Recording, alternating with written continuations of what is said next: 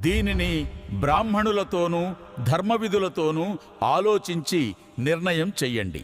పూర్వము పరశురాముడు క్షత్రియ లోకాన్ని సమూలంగా నాశనం చేసినప్పుడు వారి భార్యలు ఉత్తమమైన బ్రాహ్మణుల వలన సంతానాన్ని కని క్షత్రియ వంశాలను నిలిపారు.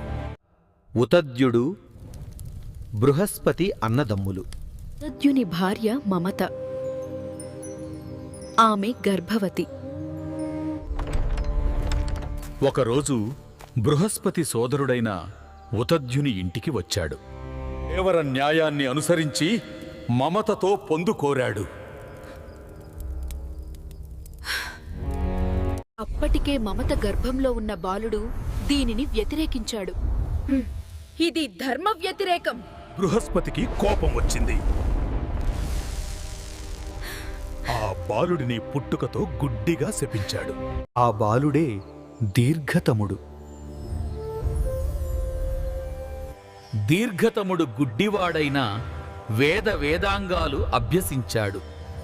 ద్వేషిణి అనే కన్యను వివాహమాడాడు. అతనికి చాలా మంది పుత్రులు కలిగారు. కాని ప్రద్వేషినికి మాత్రం భర్త మీద ప్రేమ లేదు. అదే విషయం దీర్ఘతముడు అడిగాడు. భరించేవాడు భర్త. నువ్వు వేరే చోటికి వెళ్ళు. దీర్ఘతమునికి కోపం వచ్చింది. తలేని భార్యలు దయనీయమైన బతుకుదురు కాకని అని శాపమిచ్చాడు.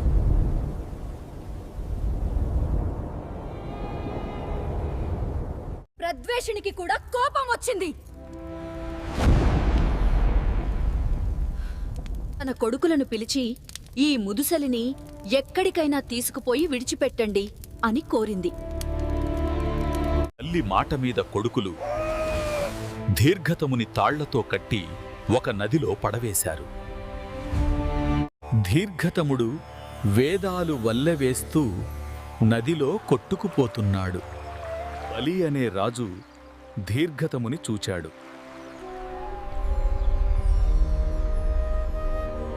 అతని పాండిత్యానికి సంతోషించాడు.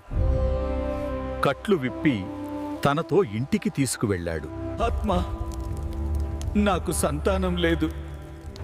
దయచేసి నాకు సంతానం ప్రసాదించండి. తన భార్య అయిన సుదేష్ణను దీర్ఘతముని వద్దకు వెళ్ళమన్నాడు. సుదేష్ణకు దీర్ఘతముని చూస్తే రోత కలిగింది. అందుకని తన మాదిరే ఉన్న తన దాసీని అలంకరించి దీర్ఘతముని వద్దకు పంపింది. దీర్ఘతమున్ వలన ఆ దాసీకి 11 మంది కొడుకులు పుట్టారు. బలివారిని చూచి, మహాత్మా, వీరు నా కొడుకులేనా అని అడిగాడు. కాదు మహారాజా, వీరు దాసీపుత్రులు అని చెప్పాడు. బలి మరల తన భార్య సుదేష్ణను దీర్ఘతముని వద్దకు పంపాడు. చేసేది లేక వెళ్ళింది. వారికి అంగరాజు అనే కొడుకు పుట్టాడు. విధిలేని పరిస్థితుల్లో ఉత్తమ బ్రాహ్మణుల వలన సంతానం పొందటం అనాదిగా వస్తున్న ఆచారం.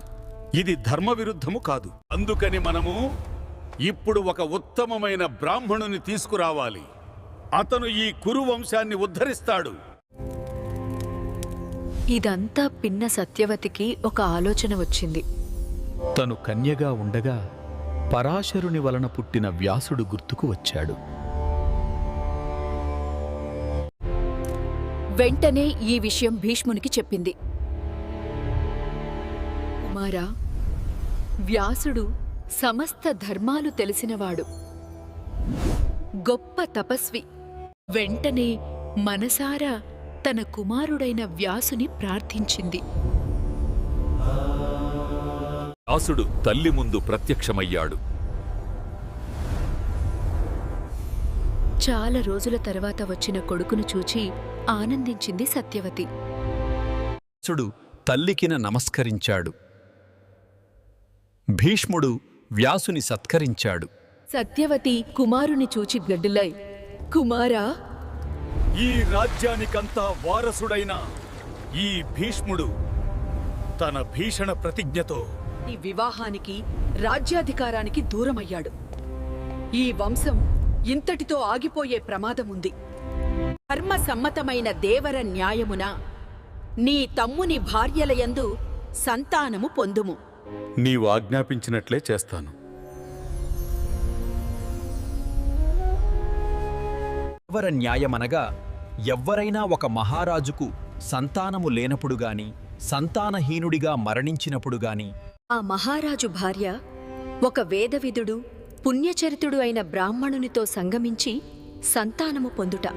సత్యవతి తన పెద్ద కోడలు అంబికను ఆ రోజు రాత్రి వ్యాసుని వద్దకు పంపింది. వ్యాసుడు వచ్చాడు. సన్నగా, నల్లగా, పొడుగ్గా, జడలతో వికృతంగా ఉన్న వ్యాసుని చూసి భయంతో అంబిక కళ్ళు మూసుకుంది. అంటిక వ్యాసుడు ఆమెకు పుత్రదానం చేశాడు. కాని సంగమకాలంలో ఆమె కళ్ళు మూసుకున్నందున అంటికకు మహాబలపరాక్రమవంతుడైన కుమారుడు పుట్టాడు. గుడ్డివాడుగా. అతనే ధృతరాష్ట్రుడు.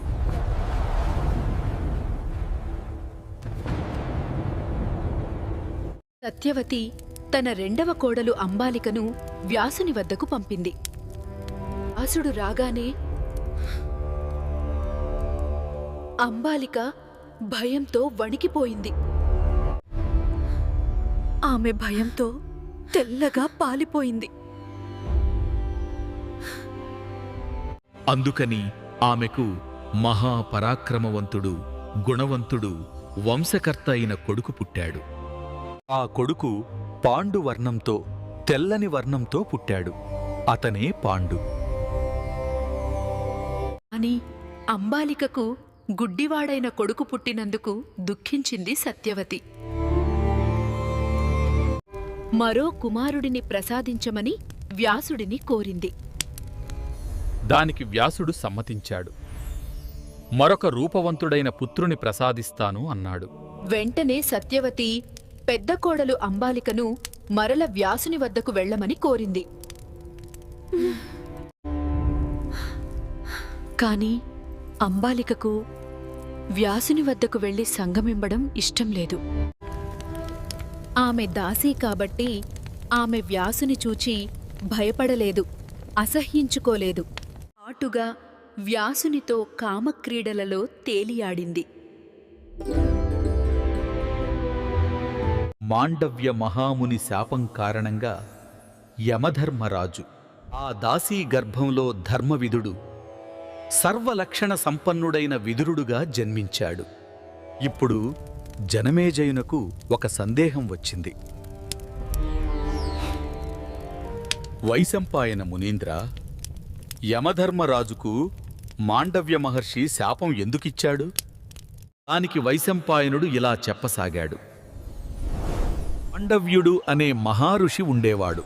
ఆయన ఊరి వెలుపల ఒక ఆశ్రమం కట్టుకొని ప్రశాంతంగా తపస్సు చేసుకుంటున్నాడు. ఒకరోజు కొందరు దొంగలు రాజుగారి ధనాన్ని దొంగిలించి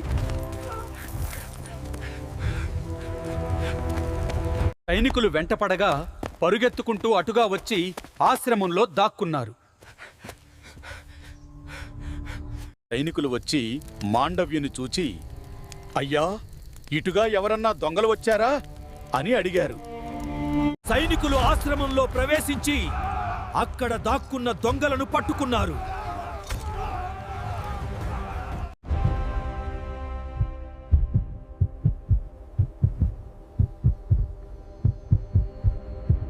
మాండవ్య మహామునికి కూడా దొంగలతో సంబంధం ఉందని అనుమానించి దొంగలతో సహా మాండవ్య మహామునిని పట్టి బంధించి రాజుగారి ముందు నిలబెట్టారు. రాజుగారు ఆ దొంగలకు మరణశిక్ష విధించారు. సహాయం చేసినట్టు అనుమానిస్తున్న మాండవ్యునికి ఇనప శూలం మీద కూర్చోబెట్టమని శిక్ష విధించాడు. కాని మాండవ్యుడు ఆ శిక్షకు భయపడక తపస్సు చేసుకుంటున్నాడు. ఒకరోజు రాత్రి కొంతమంది మహారుషులు పక్షుల రూపంలో వచ్చి మాండవ్యుని చూచి, ఓ మహర్షి, మహానుభావుడైన నీకు ఈ శిక్ష వేసిన వారు ఎవ్వరు అని అడిగారు. దానికి మాండవ్యుడు నవ్వి, నా పూర్వజన్మ పాపఫలాన్ని అనుభవిస్తున్నాను, దీనికి ఒకరిని నిందించ పనిలేదు అన్నాడు. ఈ విషయం అక్కడ కాపల ఉన్న భటులు విని రాజుకు చెప్పారు. రాజుగారు వెంటనే అక్కడకు వచ్చి మాండవ్యుని కిందికి దించమని ఆజ్ఞాపించాడు. అని ఆ శూలం అతని శరీరం నుండి వెలుపలికి రాలేదు. శూలంలో కొంత భాగం శరీరంలో మిగిలిపోయినందున మాండవ్య మహామునికి ఆణి మాండవ్యుడు అనే పేరు వచ్చింది. తరువాత ఆ మాండవ్యుడు యమపురికి వెళ్ళాడు. యమధర్మరాజా, మహారాజా, నాకు అంతటి శిక్ష వేయడానికి నేనేమి తప్పు చేశాను అని అడిగాడు. హాముని, నువ్వు నీ చిన్నతనంలో తూనీగలను పట్టుకొని చిన్న చిన్న మేకులకు గుచ్చి ఆనందించావు. అందుకని ఆ ఫలం ఇప్పుడు అనుభవించావు. దానికి మాండవ్యునికి కోపం వచ్చింది. యమధర్మరాజా, పిల్లలు 14 ఏళ్లు వచ్చే వరకు బాలురు. ఆ వయసులో చేసినది పాపం కాదు. కాబట్టి ఈ రోజు మొదలు 14 ఏళ్లలోపు పిల్లలకు శిక్ష లేదు. కానీ వారికి అపకారం చేస్తే అది మహాపాపం. యమధర్మరాజా, చిన్న తప్పుకు ఇంత పెద్ద శిక్ష విధించావు. కాబట్టి నువ్వు శూద్రయోనిలో జన్మించు. అందుకని యమధర్మరాజు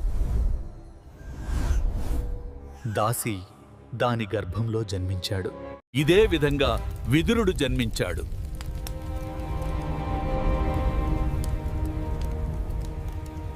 మహాభారతము ఆదిపర్వము చతుర్థాశ్వాసము సమాప్తము.